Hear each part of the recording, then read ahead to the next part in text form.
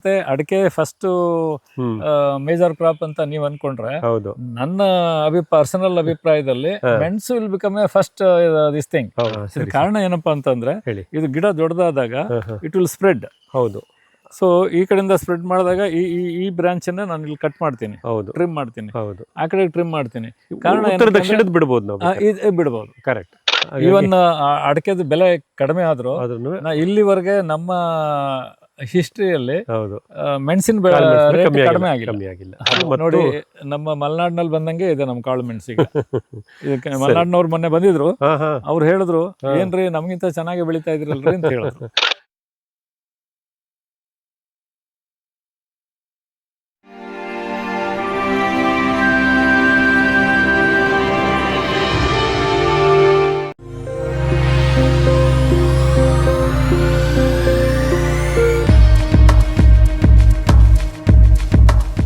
ಸಗಣಿ ಗಂಜಲ ಅದನ್ನು ಉಪಯೋಗಿಸೋದು. ಅದರ ಹಾಲಿಗಿಂತ ಮುಖ್ಯವಾಗಿ ನಮಗೆ ಸಗಣಿ ಮತ್ತೆ ಗಂಜಲ ಬೇಕಾಗಿರೋದು. ಹೌದು. ಈ ಟ್ರೇನಲ್ಲಿ ನಾವು ಮೊಳಕೆ ಬಂದಿರೋ ಮುಸ್ಕಿನ ಜೋಳದ ಕಾಳು ಹಾಕಿದ್ದೀವಿ, ಅಲ್ಲಿ ಗಮನಿಸಬಹುದು ಕೆಳಗಡೆ ಇವತ್ತು ಬೆಳಗ್ಗೆ ನೆನೆ ಇಟ್ಟಿರೋದು. ಆದ್ಮೇಲೆ ನೋಡಿ ಈ ರೀತಿ ಬರುತ್ತೆ, ಇಷ್ಟು ಬರುತ್ತೆ. ಈಗ ಇದು ಇವತ್ತು ಬೆಳಗ್ಗೆ ನಮ್ಮ ಹಸುಗಳು ಕೊಡಕ್ಕೆ ರೆಡಿ ಮಾಡ್ಕೊಂಡಿರೋದು. ಸರ್, ನಾವು ಈ ಅಡಿಕೆ ತೋಟದ ಈ ಭಾಗದಲ್ಲಿ ಇದ್ದೀವಿ. ಸೊ ನೀವು 2021ರಲ್ಲಿ ಈ ತೋಟಕ್ಕೆ ಬಂದಾಗ ಇಲ್ಲಿ ನೀವು ಹೇಳಿದ್ರೆ ಏಕ ಬೆಳೆ ಪದ್ಧತಿಯಲ್ಲಿ ಅಡಿಕೆ ಮಾತ್ರ ಇತ್ತು ಅಂತ.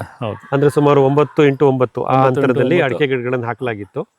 ಅವಾಗ ಒಂದು 15 ವರ್ಷದ ಗಿಡಗಳು ಇವೆಲ್ಲ, 13-14 ವರ್ಷದ 18 ವರ್ಷದ ಗಿಡಗಳು. ಈಗ ಇದಕ್ಕೆ 23 ವರ್ಷ ವಯಸ್ಸಾಗಿದೆ ಅಂತ ಅಂತೀವಿ. ಎಲ್ಲವೂ ಸಾಕಷ್ಟು ಆರೋಗ್ಯವಾಗಿ ಬೆಳೆದಿದೆ. ಈಗ ನೀವು ಇಲ್ಲಿಂದ ಇತ್ತೀಚೆಗೆ ನಿರ್ವಹಣೆ ಮಾಡಿರೋದು ಇಲ್ಲೂ ಸಹ ಬಹು ಬೆಳೆ ಪದ್ಧತಿ, ಮಲ್ಟಿ ಕ್ರಾಪಿಂಗ್. ಸೊ ಯಾವ್ಯಾವ ರೀತಿ ಬಹು ಬೆಳೆನ ಜೋಡಿಸ್ಕೊಳಕ್ಕಾಯ್ತು ಇದುವರೆಗೂ, ಮತ್ತೆ ಮುಂದಿನ ಆಲೋಚನೆಗಳು? ನಾನು ಒಟ್ಟು ಇಲ್ಲಿ ಇದ್ರ ಜೊತೆಗೆ ಬಹುಬೆಳೆ 3 ಆ್ಯಡ್ ಮಾಡಿದ್ದೀನಿ. ಸರಿ. ಒಂದು ಕಾಫಿ, 2 ಅಡಿಕೆಯ ಮಧ್ಯೆ, 2 ಅಡಿಕೆ ಮಧ್ಯೆ. ಅಂದ್ರೆ ನಾವು ಈ ಅಡಿಕೆಯಿಂದ ಈ ಅಡಿಕೆಗೆ 9 ಅಡಿ ಇದ್ರೆ 4.5 ಅಡಿನಲ್ಲಿ ನಮ್ದು ಒಂದು ಕಾಫಿ ಗಿಡ ಬಂದಿದೆ. ಸೊ ಇದು ಕಾಫಿ ಗಿಡ ಬಂದಿದೆ. ಸರಿ ಸರಿ. ಸೊ ಇದು ಸರ್, ಇದು ಅರೇಬಿಕಾನೇನಾ? ಚಂದ್ರಗಿರಿ. ಅರೇಬಿಕಾದಲ್ಲಿ ಚಂದ್ರಗಿರಿ. ಸರಿ. ಇದು ಇವಾಗ 2 ವರ್ಷದ ಗಿಡನ? 2ರಿಂದ 3 ವರ್ಷ? 2 ವರ್ಷದ ಗಿಡ. ಸರಿ, 2 ವರ್ಷದ ಗಿಡ. ಸೊ ಮೊದಲನೇ ಅಂತರ್ ಬೆಳೆಯಾಗಿ ನಮಗೆ ಅಡಿಕೆ ಮಧ್ಯೆ ಕಾಫಿ ಬಂತು. ಓಕೆ, ಕಾಫಿ ಬಂತು.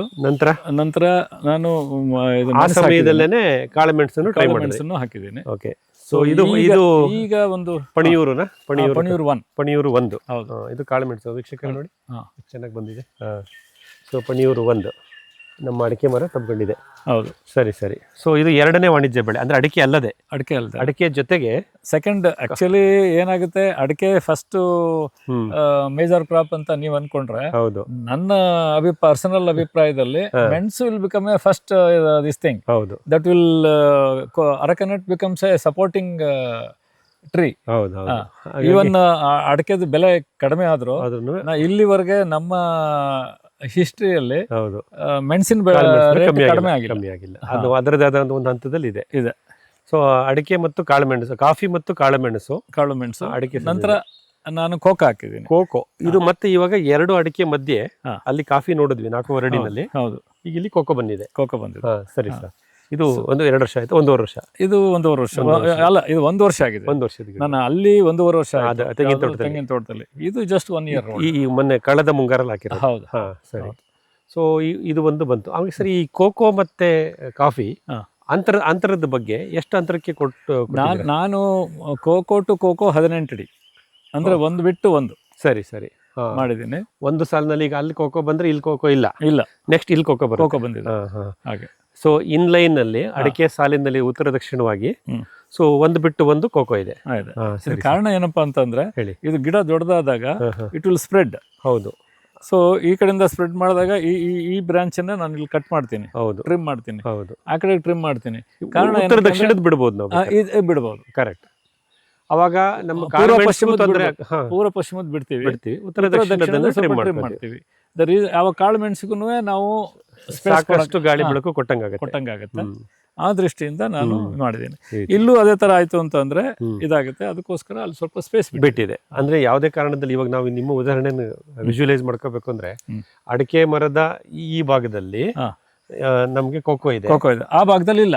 ದಕ್ಷಿಣದಲ್ಲಿ ಇದ್ರೆ ಉತ್ತರದಲ್ಲಿ ಇಲ್ಲ. ಹಾಗಾಗಿ ಅಷ್ಟು ಜಾಗ ಪೂರ್ತಿ ಅದಕ್ಕೆ ಫ್ರೀ ಇರುತ್ತೆ. ಹಾಗಾಗಿ ನೀವು ಕೋಕೋವನ್ನು 1 ಬಿಟ್ಟು 1 ಹಾಕುವಂತ ಇದು. ಬಟ್ ಅಲ್ಲಿ ಏನ್ ಮಾಡಿದೀರಾ, ಒಂದು ಕೋಕೋ ಆದ್ಮೇಲೆ ಆ ಬಿಟ್ಟಿರೋ ಜಾಗದಲ್ಲಿ ಕಾಫಿನೂ ಇದೆ. ಅದು ಕಾಫಿ ಫಸ್ಟ್ ಹಾಕದೆ ಇಲ್ಲಿ. ಅವಾಗ ನಂದು ಡ್ರಿಪ್ ಇರಿಗೇಷನ್ ಇತ್ತು. ಹೌದು. I could not manage properly. So ಯಾವಾಗ ನಾನು ಇದಕ್ಕೆ ಸ್ಪ್ರಿಂಕ್ಲರ್ಸ್ಗೆ ಯಾವಾಗ ರಿಂಕ್ಲರ್ಸಿಗೆ ಬಂದ್ವು ಆಗ ಕೋಕೋ ಹಾಕೋಣ. ಇದನ್ನ ಕಾಫಿ ಏನಾಗುತ್ತೆ, ಅದು ಹಾರ್ವೆಸ್ಟಿಂಗ್ ಟೈಮ್ ನಲ್ಲಿ ಸರಿಯಾದ ವರ್ಕರ್ ಸಿಗ್ಲಿಲ್ಲ. Advantage and disadvantage. ಈಗ ನೋಡಿ, ನಮ್ಮ ಸಕಲೇಶಪುರ ಭಾಗದಲ್ಲಿ ಏಕ ಬೆಳೆ ಕಾಫಿ ತೋಟಗಳಲ್ಲಿ ಇಷ್ಟು ಸೈಜ್ ಬಂದೇ ಇರಲ್ಲ. ಇದು ನಿಮ್ಗೆ 26 ನವೆಂಬರ್ ಡಿಸೆಂಬರ್ ಹಾರ್ವೆಸ್ಟ್ ಅವ್ರ ಪ್ರಕಾರ. ನಿಮ್ಗೆ ಇದು ಮೋಸ್ಟ್ಲಿ ಡಿಸೆಂಬರ್ ನಲ್ಲೇ ಹೂ ಬಿಟ್ಕೊಂಡು ಇವಾಗಲೇ ಕಾಯಾಗಿ ಒಂದು ಹಣ್ಣು ಬರಕ್ ಶುರುವಾಗಿದೆ. ಇದು ನಮ್ಗೆ ಎಲ್ಲೋ ಮಧ್ಯದಲ್ಲೇನೆ, ಅಂದ್ರೆ ಜುಲೈ ಸೆಪ್ಟೆಂಬರ್ ಅಕ್ಟೋಬರ್ ನಲ್ಲೇ ಹಾರ್ವೆಸ್ಟ್ ಬರ್ಬೋದು. ಹಾಗಾಗಿ ಅಡಿಕೆ ಜೊತೆ ಕಾಫಿ ಮಾಡಿದಾಗ ಇದೊಂದು ಸವಾಲು. ಅಂದ್ರೆ ನೀವು ಅದು ಯಾವಾಗ ಹಣ್ಣು ಬಿಡುತ್ತೋ ಅವಾಗ ನೀವು ಆರಿಸ್ಕೋಬೇಕು. ಯಾಕಂದ್ರೆ ಅದು ಸೀಸನಲ್ ಅಂತ ಅದರಲ್ಲೂ ನಾವು ಯಾವಾಗ ನಾವು ರಿಂಕ್ಲರ್ಸ್ ಅಲ್ಲಿ ನೀರು ಮಾಡ್ತೀವಿ ಅದು ಕಂಟ್ರೋಲ್ ಮಾಡಕ್ಕೆ ಆಗೋದಿಲ್ಲ. ಅದು ನೀರು ತೇವಾಂಶ ಸಿಕ್ಕಿದ ತಕ್ಷಣ ಹೋಗ್ಬಿಟ್ಬಿಡುತ್ತೆ. ಹೌದು. ಹಾಗಾಗಿ ಇದರಲ್ಲಿ ಆ ಒಂದು ಕ್ಯಾಲೆಂಡರ್ ಅಂತೀವಲ್ಲ, ಆ ಕ್ಯಾಲೆಂಡರ್ ಬೆಳೆ ಕಾಫಿ ತೋಟದ ಕ್ಯಾಲೆಂಡರ್ ಇಲ್ಲ ಆಗಲ್ಲ. ನಾವೆಲ್ಲದಕ್ಕೂ ಇದಕ್ಕೆ ಪ್ರಿಪೇರ್ ಆಗಿರೋದು. ಕರೆಕ್ಟ್. ಸೊ ಇದು ಒಂದು ಅಂತರ ಬೆಳೆಯಾಗಿ ಇಲ್ಲಿದೆ. ಸೊ ಕಾಳುಮೆಣಸು ನೋಡಿ, ನಮ್ಮ ಮಲೆನಾಡಿನಲ್ಲಿ ಬಂದಂಗೆ ಇದೆ ನಮ್ಮ ಕಾಳುಮೆಣಸು. ಈಗ ಇದಕ್ಕೆ ಮಲೆನಾಡಿನವ್ರು ಮೊನ್ನೆ ಬಂದಿದ್ರು, ಅವ್ರು ಹೇಳಿದ್ರು, ಏನ್ರಿ ನಮ್ಗಿಂತ ಚೆನ್ನಾಗಿ ಬೆಳಿತಾ ಇದ್ರಲ್ರಿ ಅಂತ ಹೇಳಿದ್ರು. ಇದು 3 ವರ್ಷದ ಬಳ್ಳಿನ ಸರ್ ಇವೆಲ್ಲ? ಇದೆಲ್ಲ 3 ವರ್ಷದ ಪ್ರಥಮ ಹಂತದಲ್ಲಿ ಹಾಕಿ. ಹೌದು. ಈಗ ಆಲ್ಮೋಸ್ಟ್ ಈ ಕೆಲವು ಅಡಿಕೆ ಗಿಡದಲ್ಲಿ ಇವಾಗ ಈಗ ಹೊಸದಾಗಿ ಹಾಕಿದ್ದೀರಾ. ಈಗ ಮೊನ್ನೆ 25ರಲ್ಲಿ ಕೆಲವು ಬಳ್ಳಿಗಳನ್ನು ಎಲ್ಲೆಲ್ಲಿ ಹತ್ಕೊಂಡಿರ್ಲಿಲ್ವಾ ಅಲ್ಲಿ ಮತ್ತೆ ಹತ್ಸಕ್ ಪ್ರಯತ್ನ.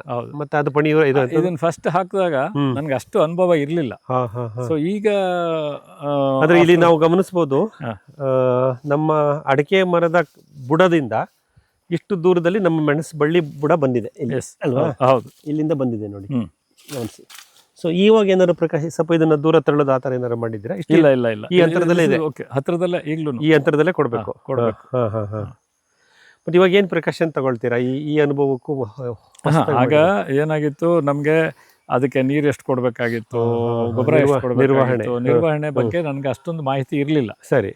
ಈಗ ಎಷ್ಟು ದಿವಸ ಅದರದ್ದು ಚಾಲೆಂಜಸ್ ಎಲ್ಲ ಫೇಸ್ ಮಾಡಿ, ಹೌದು, ಈಗ ಏನ್ ಬೇಕು ಎತ್ತ ಅಂತೇಳಿ ಒಂದು ಈಗ ನಾವು ತೆಂಗಿನ ತೋಟದಲ್ಲಿ ಹೇಳಿದ್ರಿ ಸರ್, ನಾವು ದ್ರವ ರೂಪದ ಗೊಬ್ಬರವನ್ನು ನೀರಾವರಿ ವ್ಯವಸ್ಥೆಯಲ್ಲಿ ಕೊಡ್ತೀವಿ, ಬೇರೆ ಯಾವುದು ವರ್ಮಿ ಕಾಂಪೋಸ್ಟ್ ಅದು ಯಾವುದನ್ನು ಕೊಟ್ಟಿಲ್ಲ ಅಂತ. ಈ ಅಡಿಕೆ ಮತ್ತೆ ಈ ಕಾಳುಮೆಣಸು ನಿರ್ವಹಣೆ ಹಾಗೆ ಮಾಡ್ತಿದ್ರು, ಇಲ್ಲಿ ಬೇರೆ ಏನಾದ್ರು? ಇಲ್ಲಿ ಏನ್ ಮಾಡಿದೀನಿ, ನಮ್ಮಲ್ಲಿ ಒಂದು ಸ್ಪೆಂಟ್ ಮಶ್ರೂಮ್ ಕಾಂಪೋಸ್ಟ್ ಅಂತ. Spent mushroom compost. Okay. Compost button mushroom ಬೆಳಿಲಿಕ್ಕೆ ಕಾಂಪೋಸ್ಟ್ ಯೂಸ್ ಮಾಡ್ತಾರೆ. ಅದನ್ನ ಗೊಬ್ಬರವಾಗಿ ಕನ್ವರ್ಟ್ ಮಾಡ್ತಾರೆ. ನಂತರ ಇದನ್ನ ಮಶ್ರೂಮ್ ಬೆಳೆದಾದ ನಂತರ ಅದನ್ನ ಗೊಬ್ಬರ convert, by product. By product. ಸರಿ. ಸೊ ಆ ಗೊಬ್ಬರ ನಿಮ್ಗೆ ಇಲ್ಲಿ ಮೈಸೂರು ಸಮೀಪದಲ್ಲಿ ಸಿಗುತ್ತೆ. ಅದನ್ನ ನಂತರ ಸಾಕ್ಕೊಡ್ತೀವಿ. ಅದು ಅಡಿಕೆ ಮತ್ತು ಕಾಳುಮೆಣಸಿಗೆ ಮಾತ್ರ? ತೆಂಗಿನ ಗಿಡಕ್ಕೆ ಇನ್ನೂ ಹಾಕಿಲ್ಲ, ಇನ್ನೂ ಕೊಟ್ಟಿಲ್ಲ. ಸರಿ. ಸೊ ಇದು ಆ ಗೊಬ್ಬರದ ಪ್ರಯೋಗನು ಈ ವರ್ಷದಿಂದ ಶುರುವಾಗಿದೆ. ಇದುವರೆಗೂ ಇದು ಬರೀ ಹಾಗೆ ದ್ರಾವಣ ಲಿಕ್ವಿಡ್ ಅಲ್ಲೇ ಮಾಡ್ತಾ ಇದ್ರಿ, ಅದರಲ್ಲೇ ಬರ್ತಾ ಇದೆ. ಸೊ ಸಾಕಷ್ಟು ಸಂಖ್ಯೆಯ ಫಸಲು ಬರತಕ್ಕಂಥ ಅಡಿಕೆ ಮರಗಳು ಮತ್ತು ಯೌವನಾವಸ್ಥೆಗೆ ಬರ್ತಿರೋ ಕಾಳುಮೆಣಸು ಮತ್ತು ಕಾಫಿ ಮತ್ತು ಕೋಕೋ ಎಲ್ಲ ಇರೋದ್ರಿಂದ ಸ್ವಲ್ಪ ಸಾವಯವ ಗೊಬ್ಬರವನ್ನು ಹೊರಗಡೆಯಿಂದ ತಂದು ಸೇರಿಸ್ಬೇಕು ಅನ್ನೋ ಒಂದು ಉದ್ದೇಶದಿಂದ ಚಂದ್ರಶೇಖರ ಹೆಸರು ಈಗ ಅದನ್ನು ತಂದು ಬಳಸ್ತೀನಿ ಅಂತ ಹೇಳಿದ್ದಾರೆ. ವರ್ಷಕ್ಕೆ ಒಂದ್ಸತಿ ಅಲ್ವಾ ಸರ್ ಅದನ್ನ ಹಾಕೋದು? ಹೌದು. ಸೊ ಅದನ್ನು ಹಾಕಿ ಮಾಡ್ತಿರೋದ್ರಿಂದ ಆ ನಿರ್ವಹಣೆ ಚೆನ್ನಾಗಿದೆ. ಅದು ಈ ವರ್ಷದಿಂದ ಸ್ಟಾರ್ಟ್ ಮಾಡಿದ್ದಾರೆ. ಸೊ ಈಗ ಯಾವುದೇ ರೀತಿ ರೋಗ ಬಾಧೆಗಳಿಲ್ಲ ಸದ್ಯಕ್ಕೆ. ಮೆಣಸಿಗಾಗ್ಬೋದು, ಗ್ರೇಸ್ ಆಫ್ ಗಾಡ್ ಇಲ್ಲ. ಕೊಕ್ಕೋನು ಅಷ್ಟೇ. ಆಮೇಲೆ ಕೊಕ್ಕೋಕ್ಕೆಲ್ಲ ಈ ತರ ಕೀಟಗಳು ಎಲ್ಲ ಬರ್ತವೆ ಹೋಗ್ತವೆ. ಬಟ್ ನಾನು ಯಾವುದು ಇನ್ನೂ ಹೊಡೆದಿಲ್ಲ, ಅದೇ ಸರಿ ಆಗ್ತಾ ಇದೆ. ಹೌದು. ಸೊ ನಮ್ಮ ಸಸ್ಬೇನಿಯಾ ಗ್ರ್ಯಾಂಡಿಫ್ಲೋರಾ ಅಗಸೆ ನಗ್ತಾ ಇದೆ ಮಧ್ಯದಲ್ಲಿ ಸಂಗಾತಿ ಗಿಡವಾಗಿ. ಭಾಳ ಚೆನ್ನಾಗಿ ಬಂದಿದೆ. ಈಗ ನೀವು ಮಿತ್ರರ ಗಮನಿಸಿ ನೋಡಿ, ಮೆಣಸು ಬಳ್ಳಿ ಒಂದೊಂದೆಲ್ಲ ಹಬ್ಕೊಂಡ್ ಬಂದ್ಬಿಟ್ಟಿದೆ. ಇನ್ನು ಇವೆಲ್ಲ ಈಗ ಎಲ್ಲ ಹೊಸದಾಗಿ ಎಲ್ಲ ಹಾಕಿದ್ದಾರೆ, ಅದು ಇನ್ನು ಬಂದ್ಬಿಟ್ರೆ ಇನ್ನು 2 ವರ್ಷದಲ್ಲಿ ಈ ತೋಟ ಪೂರ್ತಿ ಪ್ರತಿ ಕಂಬದಲ್ಲೂ ಪ್ರತಿ ಅಡಿಕೆ ಮರದಲ್ಲೂ ಮೆಣಸಿರೋದನ್ನು ನಾವು ಇಲ್ಲಿ ಗಮನಿಸ್ಬೋದು. ಚಂದ್ರಶೇಖರ್ ಅವರು ಹೇಳಿದ ಹಾಗೆ ಮೆಣಸು ಒಂದು ಉತ್ತಮವಾದ ವಾಣಿಜ್ಯ ಬೆಳೆ, ಅಡಿಕೆಯನ್ನು ಆಧಾರವಾಗಿ ಇಟ್ಕೊಂಡು. ಸೊ ಈ ದೃಷ್ಟಿಕೋನದಿಂದ ಇದು ವಾಣಿಜ್ಯ ಬೆಳೆಗಳಾಗಿ ಅಡಿಕೆಯ ಜೊತೆಗೆ ಕಾಳುಮೆಣಸು, ಕಾಫಿ ಮತ್ತು ಕೋಕೋ ಇದಿಷ್ಟನ್ನು ಜೋಡಿಸುವಂಥ ಒಂದು ಈ ಭಾಗದಲ್ಲಿ ನಡೆದಿದೆ.